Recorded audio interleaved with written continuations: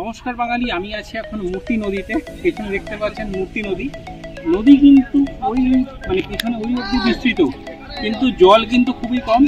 এই সাইড দিয়ে জল বয়ে যাচ্ছে, আর দেখতে পাচ্ছেন হ্যাঁ গোড়ালির কিছুটা ওপরে এই অবধি জল আছে, তাও এই সাইডে আছে।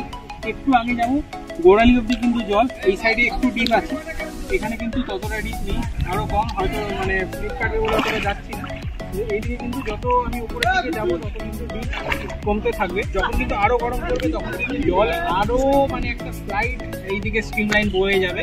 তো এইরকম কন্ডিশন হয়।